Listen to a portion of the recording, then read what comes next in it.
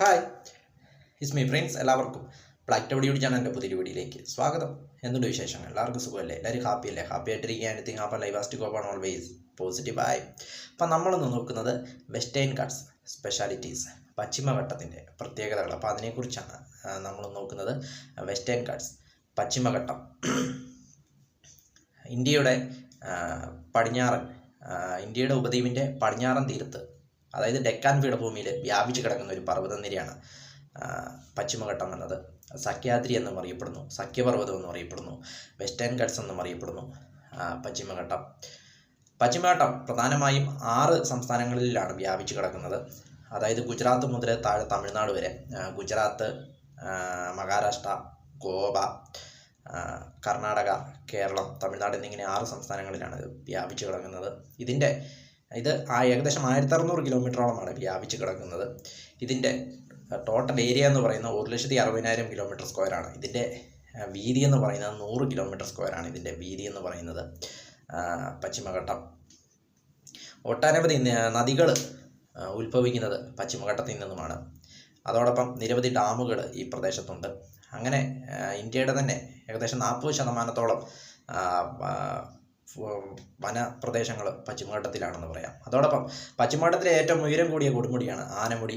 2695 മീറ്ററാണ് ഇതിൻ്റെ ഉയരമെന്ന് പറയുന്നത്. അത് മൂന്നാറിനടുത്ത് സ്ഥിതി ചെയ്യുന്ന ആനമുടി. പ്രധാനമായും ആര്യങ്കാവ് ചുരം, പാലക്കാട് ചുരം എന്നിവയാണ് പശ്ചിമഘട്ടത്തിൻ്റെ വിടവുകൾ എന്ന് പറയാം. അങ്ങനെ ഭൂമിശാസ്ത്രപരമായ നിരവധി പ്രത്യേകതകളുള്ള ഒരു പർവ്വതനിരയാണ് പശ്ചിമഘട്ടം എന്നത്. പശ്ചിമഘട്ടത്തിൻ്റെ ചരിത്രം അല്ലെങ്കിൽ അതിനെക്കുറിച്ച് നോക്കുമ്പോൾ ഏകദേശം 7 കോടി വർഷങ്ങൾക്ക് മുമ്പ് ഗോണ്ട്വാന എന്ന ഉപഭൂഖണ്ഡത്തിൻ്റെ തകർച്ചയിൽ നിന്നുമാണ് പശ്ചിമഘട്ടം രൂപപ്പെട്ടതെന്നാണ് പറയുന്നത്. അതായത് ഏകദേശം 7 കോടി വർഷത്തിലധികം പഴക്കമുണ്ട് എന്ന് പറയപ്പെടുന്നു. പശ്ചിമഘട്ടം 6 സംസ്ഥാനങ്ങളിലായിട്ട് ഇത് വ്യാപിച്ചു കിടക്കുന്നു. അതോടൊപ്പം 9261 അപൂർവ സസ്യങ്ങൾ ഇവിടെ ഉണ്ടെന്ന് പറയപ്പെടുന്നു. അനേകം ജീവജാലങ്ങൾ, ഇഴജന്തുക്കൾ, അങ്ങനെ നിരവധി പ്രത്യേകതകളുള്ള ഒരു മഹാവൈവിധ്യ പ്രദേശമായിട്ടാണ് ഇതിനെ മഹാവൈവിധ്യ പ്രദേശം എന്ന പേരിൽ എന്ന പദവി ഇതിന് കൊടുത്തിട്ടുണ്ട്.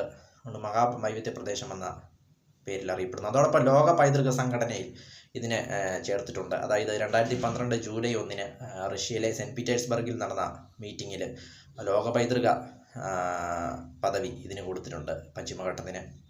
അങ്ങനെ നിരവധി പ്രത്യേകതകളുള്ള പശ്ചിമഘട്ടം എന്ന് പറയുന്നത് ഇന്നെന്താ പറയുക, ഒരു നാശത്തിൻ്റെ വക്കിലാണെന്ന് പറയാം. കാരണം അനധികൃതമായ കയ്യേറ്റങ്ങളും പല കാര്യങ്ങളുമൊക്കെ ചെയ്ത് പശ്ചിമഘട്ടത്തെ നശിപ്പിച്ചുകൊണ്ടിരിക്കുന്നതിൻ്റെ ഫലമാണ് നമ്മളിപ്പോൾ അനുഭവിച്ചുകൊണ്ടിരിക്കുന്ന പ്രകൃതി ദുരന്തങ്ങൾ എന്നത്. ഇനി ഭാവിയിൽ എന്തൊക്കെ വരുമെന്ന് നമുക്ക് കണ്ടറിയാം. അത്ര മനോഹരമായ നമ്മുടെ സംസ്ഥാനത്തെയല്ല, ഇന്ത്യയെ തന്നെ പിടിച്ചു നിർത്തുന്ന ഒരു പർവ്വതനിരയാണ് പശ്ചിമഘട്ടം എന്ന് പറയുന്നത്. കാരണം മഴയൊക്കെ തടഞ്ഞു നിർത്തി പെയ്യ്ക്കുന്നതിൽ ഈ പശ്ചിമഘട്ടത്തിനുള്ള പങ്കെന്ന് പറയുന്നത് വളരെ വലുതാണ്. വെസ്റ്റേൺ ഘട്ട്സ്, സഖ്യപർവ്വതം, പശ്ചിമഘട്ടം എന്നത്. വീഡിയോ ഇഷ്ടപ്പെട്ടാൽ ലൈക്ക് ചെയ്യുക, ഷെയർ ചെയ്യുക, കമന്റ് ചെയ്യുക, സബ്സ്ക്രൈബ് ചെയ്യുക. വീണ്ടും പുതിയ വീഡിയോയിൽ കാണാം. അതുവരെയും ടേക്ക് കെയർ, ബൈ.